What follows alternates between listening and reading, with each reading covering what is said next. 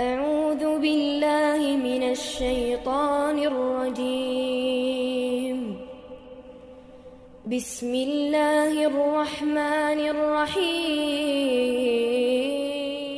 بسم الله الرحمن الرحيم السلام عليكم ورحمة الله وبركاته إن الحمد لله نحمده ونستعينه ونستغفره ونتوب إليه ونعوذ بالله من شرور أنفسنا وسيئات أعمالنا من يهده الله فلا مضل له ومن يضلل فلا هادي له أشهد أن لا إله إلا الله وحده لا شريك له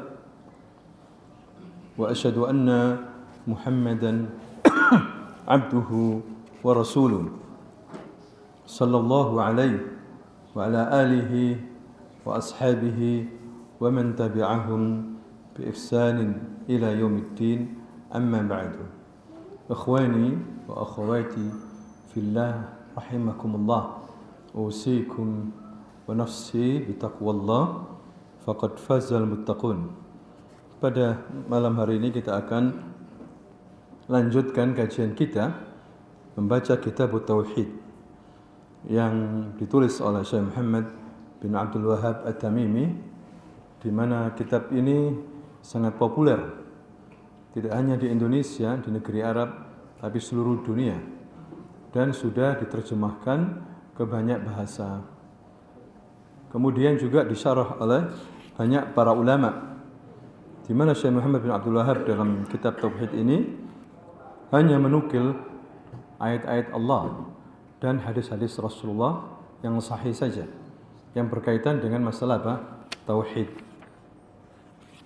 Kita memasuki bab yang kedua, yaitu dikatakan di sini oleh muallif, man haqqaqa at-tauhid dakhala al-jannah bighairi hisab. Ya, kemurnian tauhid adalah tiket masuk surga tanpa hisab. Jadi kita kalau memahami tauhid, mengamalkan tauhid, betul-betul memurnikan tauhid dari segala bentuk kesyirikan, maka kita bisa meraih tiket, hadirin sekalian, untuk masuk surga tanpa hisab. Jadi setiap hamba yang bertauhid dipastikan bahwa kesudahannya adalah al-jannah. Hanya saja tahapan mereka yang berbeda-beda ketika masuk surga. Ada 3 kelompok, hadirin sekalian, di antara ahli tauhid yang masuk surga dengan cara yang berbeda-beda. Yang pertama adalah kelompok yang akan masuk surga langsung tanpa dihisab dan tanpa diazab. Ya. Kelompok yang kedua adalah kelompok yang akan dihisab terlebih dahulu dengan hisab yang mudah, yang disebutkan dalam Al-Quran hisaban yasira. Hisaban yasira. Jadi tidak ada, artinya dimudahkan semuanya orang oleh Allah Subhanahu wa taala. Hisab itu hanya pemaparan saja. Diperlihatkan oleh Allah Subhanahu wa taala amalan-amalannya, kemudian dia mengakui. Ketika dia merasa akan hancur, maka dimaafkan oleh Allah Subhanahu wa taala, diampuni oleh Allah Subhanahu wa taala, dan dia masuk surga. Sebagaimana Allah berfirman di sini dalam surah Al-Insyiqaq ayat 7 dan 9, fa amma man utiya kitabahu bi yaminih fasawfa yuhasabu hisaban yasira wa yanqalibu ila ahlihi masrura. Adapun yang diberikan kitabnya dari sebelah kanan, maka dia akan diperiksa, dihisab dengan pemeriksaan yang mudah dan cepat. Kemudian dia kembali kepada orang-orang yang beriman, kembali kepada keluarganya dengan rasa gembira. Hadirin sekalian. Nah, itu kelompok yang kedua. Ya, kelompok yang kedua. Jadi hisab ini maksudnya pemaparan, arad. Pernah Aisyah radhiyallahu anha ketika mendengar hisaban yasirah, dia tidak paham karena dia pernah mendengar Rasulullah bersabda, "Manuqisal hisab udzib." Barang siapa yang kelak dihisab secara rinci, berarti dia akan disiksa. Kalau sudah Allah menghisab dia, memperhitungkan dia secara rinci, la yughadiru saghiratan wala kabiratan illa ahsaha, berarti siap-siap untuk apa? Disiksa. Aisyah mengatakan seperti itu. Maka Rasulullah sallallahu alaihi wasallam, adapun firman Allah yang berbunyi hisaban yasira, dalikal ard. Dalikal al-ard. Maksudnya adalah dipaparkan saja, diperlihatkan saja. Dan begitu cepat. Terkadang tidak semuanya diperlihatkan. Ya, dosa-dosa besar tidak diperlihatkan. Yang diperlihatkan dosa-dosa kecil. Sebagai bentuk rahmat dari Allah Subhanahu wa Ta'ala. Hadirin sekalian. Kemudian diampuni oleh Allah Subhanahu wa Ta'ala. Ketika dia merasa hancur sudah aku, dihisab oleh Allah, ditunjukkan amalan-amalan buruk yang ada di dunia ini, kemudian dia merasa hancur, maka Allah mengatakan, satartuha 'alaika fid dunya, aku tutupi aibmu di dunia, wa ana aghfiruha lakal yaum, pada hari ini aku ampuni kamu. Ghufran, ghafara, itu apa artinya? Ampunan, maksudnya apa? Ditutupi dosanya. Tidak ada dosa dihapus, tidak ada. Dosa semua tertulis, tidak akan dihapus oleh Allah Subhanahu wa Ta'ala. Yang ada itu ditutupi dari pemandangan manusia. Hadirin sekalian. Kemudian diberikan kitabnya yang baik-baik saja. Ini kelompok yang kedua. Masih mending, hadirin sekalian, tidak perlu Allah Subhanahu wa Ta'ala memerintahkan tangan, kaki, anggota tubuh untuk menjadi saksi. Orang seperti ini dihisab begitu cepat, kemudian diampuni oleh Allah, dimasukkan ke dalam apa? Surga. Jadi yang pertama dan yang kedua sama, masuk surga tanpa azab. Tapi yang kedua ya dihisab tapi mudah. Kemudian yang ketiga adalah kelompok yang terlebih dahulu dihisab oleh Allah dengan munaqasyah. Munaqasyah itu adalah hisab yang rinci. Anta fa'alta kadza, nah fa'alta kadza fi yaumi kadza, fi sa'ati kadza, fi makani kadza. Naam ya Rabb. Lima fa'alta hadza? Kenapa engkau melakukan? Anta fa'alta kadza, fa'alta kadza, fa'alta kadza. Nuqish. Munaqasyah ini percakapan yang rinci, seperti seorang guru membuat munaqasyah, yang mengajak bicara langsung tentang pelajarannya secara rinci. Nah ini berbahaya, hadirin sekalian. Bisa jadi kemudian dia disiksa, masuk neraka walaupun dia ahli tauhid. Kenapa disiksa dulu? Agar Allah menghapus dosa-dosanya.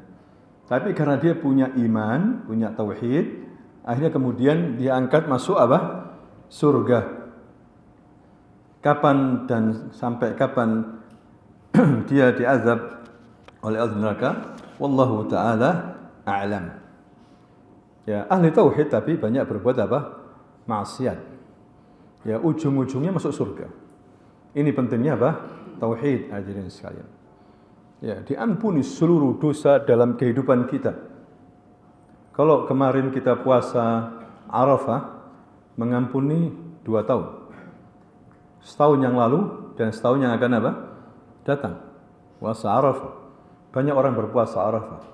Tapi kalau kita mengamalkan tauhid dengan baik, seluruh dosa Anda, dosa kita selama hidup kita diampuni oleh Allah Subhanahu wa Ta'ala. Cuma masalahnya hadirin sekalian, manusia dalam kehidupan dunia ini tergoda. Ya, banyak sekali perbuatan syirik yang menyebar di masyarakat kita. Terkadang dia berbuat syirik tidak sadar kalau dia berbuat syirik. Dinasehati ngeyel. Ada yang pakai jimat, ya kan? Ada yang pergi ke dukun. Ya, ada yang pergi ke kuburannya para wali-wali. Ya, bukan hanya untuk ziarah kubur, Kalau ziarah kubur, tidak apa-apa, hukumnya sunnah. Tapi minta berkah, minta agar disembuhkan penyakitnya, minta agar dagangannya dilariskan. Ya, ini yang tidak boleh, tidak diajarkan oleh Rasulullah Sallallahu Alaihi Wasallam. Hadirin sekalian, ya banyak sekali orang melakukan sihir ke orang lain, mencelakakan orang lain. Ini bentuk-bentuk kesyirikan. Jangan sampai kita campuri dengan perbuatan syirik. Sebagaimana dalam bab yang kedua kemarin, Allah Subhanahu wa taala berfirman dalam surah Al-An'am ayat 82, "Alladzina amanu wa lam yalbisu imanahum bidzulmin ulaika lahumul amnu wa hum muhtadun." Barang siapa yang beriman, dalam imannya itu dia tidak mencampurkan dengan kezaliman, maka merekalah akan mendapatkan keselamatan fid dunya wal akhirah. Diselamatkan di dunia dari hal-hal yang buruk, dari kemurtadan, dari kebid'ahan, dari kekafiran. Itu yang paling penting. Masalah agama itu yang paling penting. Keselamatan agama melebihi daripada dunia, jiwa sekalipun. Hadirin sekalian. Makanya Rasulullah sallallahu alaihi wasallam berdoa dalam satu doanya, Allahumma la taj'al musibatana fi dinina. Ya Allah, jangan jadikan musibah di dalam agamaku ini. Jangan sampai terkena musibah, kekafiran, kemurtadan, kesyirikan, kebid'ahan. Ini paling berat, bahaya.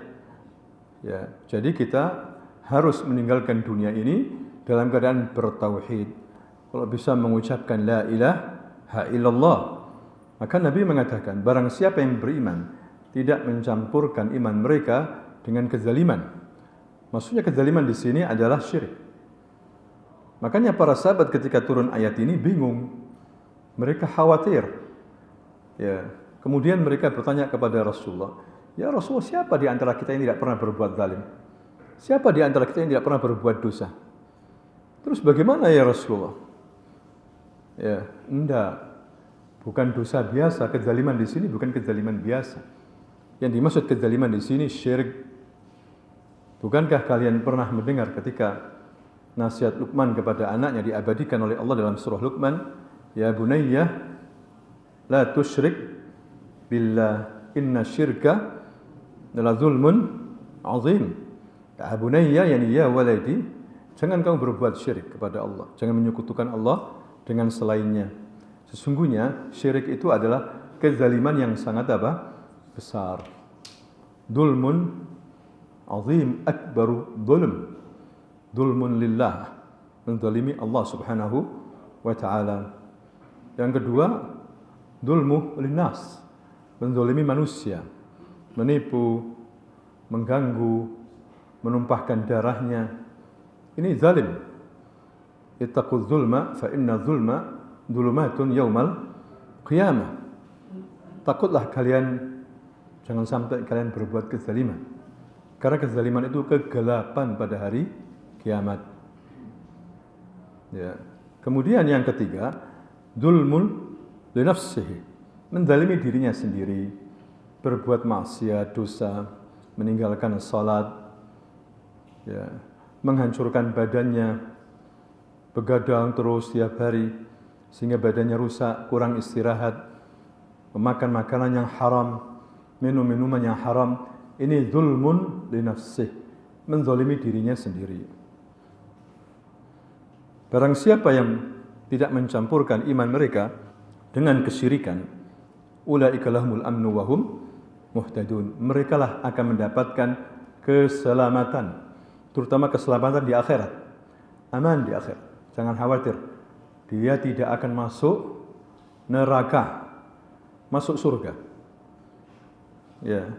Wa hum muhtadun, dan dia mendapatkan hidayah di dunia. Selalu mendapatkan hidayah. Tapi di sini hadirin sekalian, kita tidak boleh menjustis, menghukumi secara person fulan ahli surga, fulan ahli neraka, tidak boleh. Kalau kita katakan barang siapa yang bertauhid akan masuk surga, barang siapa yang berbuat syirik akan masuk neraka, ini boleh. Tapi kalau kita menjustis, menghukumi seseorang dia musyrik, hati-hati. Bisa jadi tidak musyrik dia. Dia mungkin dia bodoh, tidak tahu, beda hukumnya. Atau dia dipaksa atau atau dia sudah hijrah. Tidak boleh seseorang memastikan dia itu ahli surga atau ahli ahli nar secara person. Kecuali yang Allah dan Rasulnya sebutkan. Seperti Rasul mengatakan 10 sahabat Nabi yang dikasih kabar gembira masuk surga. Disebutkan fulan. Ali fil jannah, Fatimah fil jannah, Hasan fil jannah, Husain fil jannah, Bilal fil jannah. Nah, itu tidak apa-apa. Ya, tapi kalau yang tidak disebutkan, tidak boleh memastikan dia penghuni surga. Kita hanya mengatakan insya Allah. Dia ini penghuni surga, insya Allah. Nggak boleh memastikan, hadirin sekalian. Ya, nggak boleh memastikan. Kita pastikan dia penghuni surga. Subhanallah, di akhir hidupnya dia berubah, kena fitnah, murtad. Terus bagaimana? Ya, atau sebaliknya, hidupnya rusak sudah. Ya, dipastikan orang dia penghuni neraka. Ternyata di akhir hidupnya dia hijrah. Beramal dengan amalan ahli surga. Jadi tidak boleh kita menghukumi seseorang pribadi fulan ahli surga, fulan ahli neraka, kecuali yang disebut Allah dan Rasulnya. Tapi kita boleh mengatakan orang yang beriman itu dan tidak mencampuri iman mereka dengan syirik, mereka akan masuk surga dan diampuni dosanya oleh Allah Subhanahu wa taala. Mereka akan masuk surga tanpa hisab. Tapi jangan sebutkan nama orangnya. Begitulah ahlu sunnah wal jamaah, hadirin sekalian. Tidak boleh mengatakan kiai ini ahli surga sudah. Kata siapa? Siapa yang bisa menjamin? Ya, tidak ada, hadirin sekalian. Kita hanya mendoakan semoga dia termasuk ahli surga. Kemudian orang-orang yang berbuat kesyirikan misalnya secara pribadi, person, kita katakan kita katakan mereka musyrik, anta musyrik. Lah, tidak boleh gitu. Kita hanya mengatakan jangan berbuat begitu. Itu amalan termasuk bagian daripada kesyirikan. Beda daripada langsung menjustis. Kamu ini musyrik. Dari mana? Hadirin sekalian, apa hujahnya? Ya seperti itu. Ini banyak pembicaraan nanti itu masalah takfir. Hati-hati masalah takfir. Ya, ahlu sunnah sangat hati-hati masalah takfir, mengkafirkan orang, menghukumi orang itu musyrik, sangat hati-hati. Beda dengan kelompok-kelompok radikal. Pokoknya pemimpin yang tidak berhukum dengan hukum Allah kafir. Langsung dikafirkan. Presiden ini kafir, presiden ini kafir. Padahal statusnya masih Muslim. Kalau tidak ada pada dia indikasi kafiran, maka kembali ucapannya ke dirinya. Dia menjadi kafir.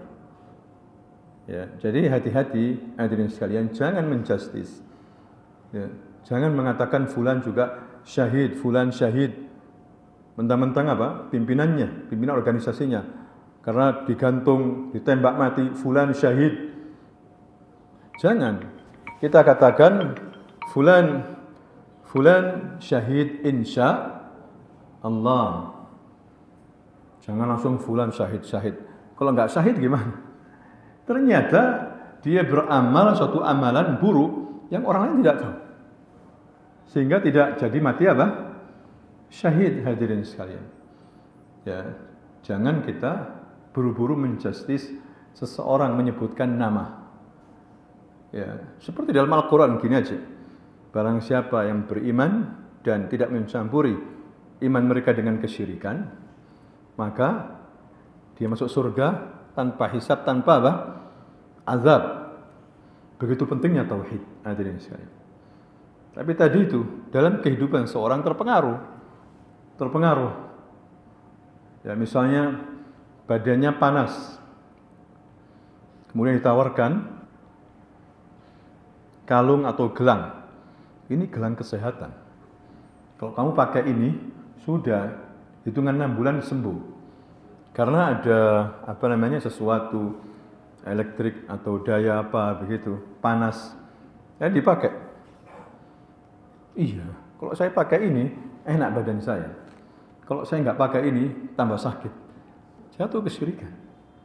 Seakan-akan gelang itu bisa menyembuhkan. Ini hati-hati.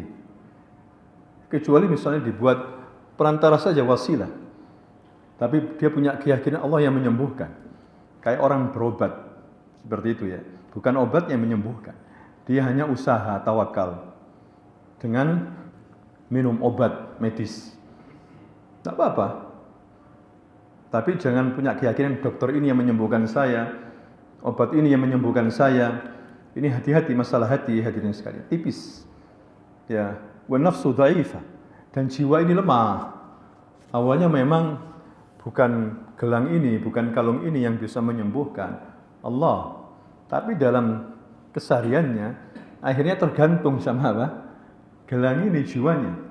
Waduh, lupa saya nggak pakai gelang ini di rumah. Waduh, makanya badan saya panas dingin. Misalnya seperti itu. Nah, jiwa begitu diselewengkan oleh setan. Jadi hadirin sekalian, menghindari kesyirikan ini wajib, ya. Sebagaimana bertauhid itu wajib. Kembali kepada 3 golongan tadi itu. Ya, jadi ada yang langsung masuk surga tanpa hisab, tanpa azab. Ada yang dihisab dulu, tapi hisabnya hisaban yasira. Kemudian ada yang dihisab lalu diazab, kemudian dia masuk surga. Mungkin dia punya cacat dalam akidahnya, berbuat bid'ah atau yang lainnya, maksiat, belum bertobat, ya seperti itu. Kemudian mereka orang-orang yang melakukan kebaikan-kebaikan, melaksanakan tauhid tadi itu diistilahkan dalam Al-Quran sabiqun bil khairat. Mereka itu selalu berlomba-lomba dalam hal kebaikan. Sabiqun bil khairat. Inilah orang yang masuk surga tanpa hisab, tanpa azab. Ya. Yang kedua adalah muqtasid. Wa minhum muqtasid, tengah-tengah. Tapi masih bening, hisabnya itu mudah. Yang ketiga adalah zalim li nafsih, menzalimi dirinya. Kemudian Syekh Muhammad bin Abdul Wahhab menukil firman Allah di dalam surah An-Nahl ayat 120, yaitu yang berbunyi, Inna Ibrahima kana ummatan qanitan lillahi hanifa wa lam yaku minal musyrikin. Sesungguhnya Ibrahim adalah imam. Ya, imam di sini, ummah di sini maksudnya imam, pemimpin. Imam, pemimpin yang dapat dijadikan sebagai teladan. Dia itu qanit, patuh kepada Allah, hanif, berpegang teguh kepada kebenaran, walam yakum minal musyrikin, dan sekali-sekali ia bukanlah termasuk orang-orang yang mensekutukan Allah Subhanahu wa taala. Jadi di sini Allah memberikan contoh hadirin sekalian, seorang nabi, yaitu Nabi Ibrahim, yang memurnikan tauhid. Ya. Dia luar biasa menghancurkan berhala-berhala. Karena dia yang satu-satunya yang beriman satu negara. Lainnya kufur. Tapi dia tidak tinggal diam. Dia menghancurkan berhala-berhala. Dia mendebat para penyembah benda-benda langit, matahari, bulan, bintang. Ya, bahkan dia rela dilemparkan, dihukum ke dalam lautan api. Terakhir dia diusir dari kampungnya. Ya, dalam rangka ini semuanya mempertahankan tauhid. Mempertahankan apa? Tauhid. Makanya disuruh kita ini mengikuti prinsip Nabi Ibrahim alaihissalam. Ya, seorang diri melawan satu negara, hadirin sekalian. Dan dia tidak takut sama sekali. Makanya dia mendapatkan predikat Khalil Rahman, Khalilullah, kekasih Allah. Nabi Muhammad juga apa? Khalilullah. Khullah, Khalil, kekasih. lebih tinggi daripada Habib. Lebih tinggi daripada apa? Habib. Ada yang mengatakan kalau Nabi Ibrahim Khalilullah, kalau Nabi Muhammad Habibullah. Justru dia menurunkan derajat siapa? Nabi Muhammad sallallahu alaihi wasallam. Nabi Muhammad bukan Habibullah, Khalilullah, kekasih. Hadirin sekalian, al-khullah lebih tinggi daripada al-habib. Ya. Aku juga diangkat oleh Allah, kata Nabi, sebagai Khalilullah. Sebab Nabi Ibrahim dijadikan Khalilullah. Jadi dalam ayat ini, hadirin sekalian, Allah sebutkan 4 sifat Nabi Ibrahim. Yang pertama adalah ummah. Dia pemimpin sekaligus sebagai suri toladan. Ya, terhimpun sifat-sifat mulia dalam dirinya. Pemimpin sejati yang diridhai oleh Allah Subhanahu wa taala, sabar, punya keyakinan kuat kepada Allah Subhanahu wa taala. Ya, kemudian yang kedua, qanitan lillah. Senantiasa tegar dan kokoh dalam mentaati perintah Allah. Tidak lupa ibadahnya kepada Allah Subhanahu wa taala siang dan malam. Yang ketiga adalah dia hanif. Orang yang amat lekat dengan tauhid. Anti dan jauh dari kesyirikan. Ya. Makanya dia ini sudah tauhidnya kuat. Tapi dia tidak merasa aman dengan kesyirikan itu. Ya, siapa yang imannya lebih kuat daripada Nabi Ibrahim? Hadirin sekalian. Dibakar, dia tenang. Dia serahkan kepada Allah.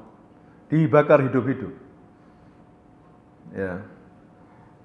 Kemudian dia pun berdoa kepada Allah dalam doanya diabadikan oleh Allah dalam surah Ibrahim ayat 35, wajnubni wa baniyah an na'budal asnam. Dia berdoa, ya Allah, jauhkan diriku, padahal dia seorang yang bertauhid, jauhkan diriku dan keturunanku dari menyembah berhala. Hadirin sekalian.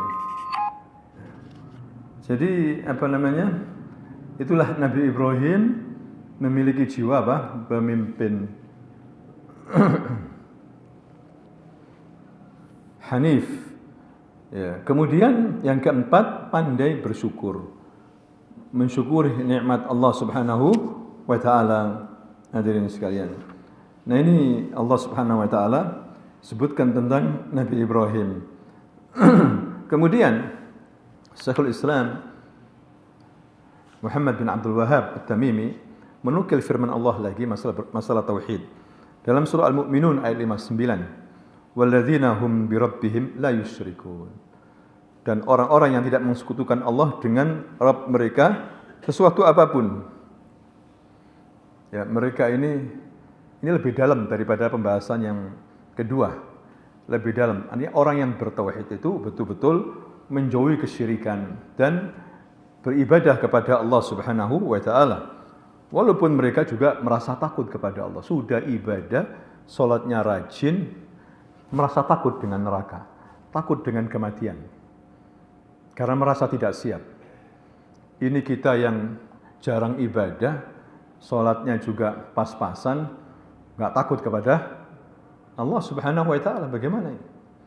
Jadi Allah berfirman dalam surah Al-Mu'minun ayat 57 60, innal ladzina hum min khasyati rabbihim musyfiqun wal ladzina hum bi ayati rabbihim yu'minun wal ladzina hum bi rabbihim la yusyrikun wal ladzina yu'tuna ma ataw wa qulubuhum wajilatun annahum ila rabbihim raji'un.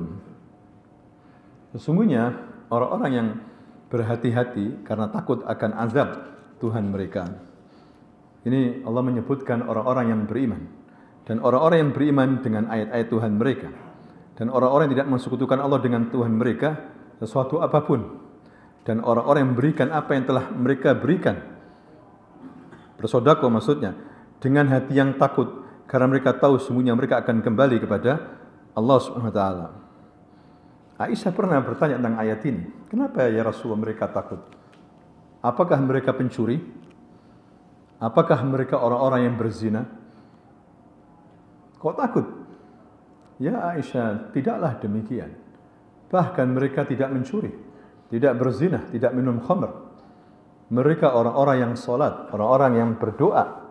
tapi mereka takut ibadah mereka enggak diterima sama Allah Subhanahu wa taala. Wa qulubuhum wajil, yakni khauf, khasyah, takut kepada Allah hati mereka. Hadirin sekalian, ini adalah Allah memberikan sifat orang-orang yang sabiquna bil khairat. Ya. Kemudian hadis yang terakhir di sini, Husain bin Abdurrahman berkata, saya terjemahkan aja langsung. Suatu ketika aku berada di sisi Sa'id bin Jubair radhiyallahu anhu, seorang sahabat Nabi, lalu ia bertanya, adakah yang semalam melihat bintang jatuh? Kemudian aku menjawab, aku. Kemudian aku buru-buru menambahkan, ketahuilah sesungguhnya ketika itu aku tidaklah sedang melaksanakan salat, akan tapi aku terjaga malam itu karena disengat kalajengking. Lalu Sa'id bertanya kepadaku, lalu apa yang kau lakukan? Aku menjawab, aku minta diruqyah. Sa'id bertanya lagi, atas dasar apa kau melakukan itu, ruqyah itu? Aku menjawab sebuah hadis yang diriwayatkan oleh Asy-Sya'bi kepada kami. Sa'id bertanya, hadis apakah itu? Aku menjawab sebuah hadis dari Buraidah bin Husayb, di mana Rasul bersabda, la ruqya illa min ainin aw huma. Tidak boleh meruqyah kecuali karena ain. Ini pandangan mata didasari kebencian, hasad. Ya, sehingga setan masuk di situ. Ya, sehingga bisa mencelakakan orang yang dilihat kalau orang itu lemah imannya. Atau terkena sengatan humah. Ya, diruqyah. Saya pun berkata, sungguh baik sikap seseorang mengamalkan apa yang ia dengar. Hanya saja dalam hal ini Ibnu Abbas pernah menuturkan kepada kami bahwa Rasulullah SAW pernah bersabda, uridat alayyal umam, telah diperlihatkan kepadaku umat-umat, bangsa-bangsa. Fara'aitun nabi ma'ahu rahid. Aku melihat, kata Rasulullah, seorang nabi bersamanya ada sekelompok orang ya, yang tidak banyak. Wan nabi ma'ahu rajul war rajulan. Ada juga nabi yang pengikutnya satu orang dan dua orang. Apakah dakwah mereka gagal? Nah, mereka para nabi ini orang-orang yang diberikan oleh Allah SWT sempurna, badannya sempurna, cara bicaranya sempurna, ilmunya juga, metode dakwanya, tapi karena memang hidayah di tangan Allah Subhanahu wa taala. Wan nabi wa laysa ma'ahu ahad. Kata Rasul, ada juga seorang nabi tidak ada pengikutnya sama sekali. Itrufi ali sawadun azim fa dhanantu annahum ummati. Kemudian aku melihat, diperlihatkan kepadaku sawadun azim, hitam, suatu kelompok manusia dari jauh hitam yang sangat besar sekali. Fa dhanantu annahum ummati. Aku mengira itu adalah umatku. Faqila li hadza Musa wa qaum. Ternyata dikatakan kepadaku ini Musa dan kaumnya. Wa qaumuhu fa nadartu fa idza sawadun azim. Kemudian aku diberikan lagi sawadun azim. Sawad yakni hitam yang sangat besar. Faqila li, dikatakan kepadaku, hadhihi ummatuk. Ini umatmu. Wa ma'ahum 70,000 yadkhuluna al-jannah bighairi hisab wala azab. Di antara mereka itu ada 70.000 orang. Mereka ini akan masuk surga tanpa hisab, tanpa azab. Hadirin sekalian. Kemudian Rasulullah meneruskan, humul ladzina la yastarqun. Mereka itu orang-orang yang tidak pernah minta diruqyah. Wa la yatayyarun. Dan mereka itu tidak pernah melakukan tatayyur. Tayyur itu kayak sifat pesimisme. Orang-orang jahiliyah begitu. Kalau saya mengadakan hajatan bulan Safar, bahaya. Nanti ada kematian. Ada apa? Ada yang sakit. Harus lihat tanggalnya, bulannya. Itu jahiliyah dulu seperti itu. Ya, kalau mau pergi diterbangkan burung. Kalau burung lurus jadi pergi mereka. Kalau belok ke kiri ke kanan enggak jadi. Ini khawatir nanti ada apa? Sesuatu. Namanya apa ini? Tatayyur. Hadirin sekalian. La yatayyarun, mereka tidak tatayyur. Wala yaktawun, mereka tidak menjalankan pengobatan dengan kai. Jadi kai itu pengobatan tradisional di Arab dulu. Kalau kena luka begitu, dipanasi besi, kemudian ditaruh tempat luka itu. Sakitnya luar biasa. Ya. Wa ala rabbihim yatawakkalun. Dan kepada Rabb mereka, mereka bertawakal. Kemudian berdiri seorang sahabat mengatakan, "Ya Rasulullah, mohonkan kepada Allah agar aku termasuk golongan mereka." Anta minhum, Ukasha maksudnya. Ukasha. Anta minhum ya Ukasha. Kamu termasuk dari mereka ya Ukasha. Ada lagi sahabat, "Saya ya Rasulullah, doakan juga agar termasuk mereka 70 orang yang masuk surga tanpa hisab, tanpa apa? Azab." Maka Rasul mengatakan, "Sabaqaka biha Ukasha." Ukasha telah mendahului kamu. Ukasha telah apa? Mendahului kamu. Jadi yang diberitahu cuma siapa? Ukasha. Hadirin sekalian. Jadi di sini ada berapa sifat? 4 ya. 70.000 orang yang masuk surga tanpa hisab, tanpa azab. Tidak pernah minta diruqyah, walaupun orang minta diruqyah dibolehkan. Dibolehkan. Ya, dengan ruqyah dari Quran dan apa? Hadis. Tapi kalau ruqyah qomat kamitnya dukun itu yang enggak boleh. Enggak jelas lafaz-lafaznya, itu yang tidak boleh. Kalau ruqyah yang dari Quran enggak apa-apa, hadirin sekalian. Itu ulama begitu. Kalau orang datang ke ulama, seorang alim, kayak suruh bertobat kepada Allah. Banyak istighfar, banyak sedekah. Kalau datang ke dukun, bela. Ciri-cirinya begitu kalau dukun, walaupun mengaku kiai. Coba kamu sembelih ayam hitam, kemudian berbuat ini. Biasanya walaupun perempuan tanpa mahram diladeni. Itu ciri-ciri apa? Dukun. Hadirin sekalian. Nah inilah. Kemudian tidak meminta dikai. Kenapa orang minta dikai ini tidak boleh? Bukan nggak boleh ya. Ada yang mengatakan makruh. Tidak termasuk yang masuk surga tanpa hisab, tanpa azab, karena kai ini kurang tawakalnya kepada siapa? Allah.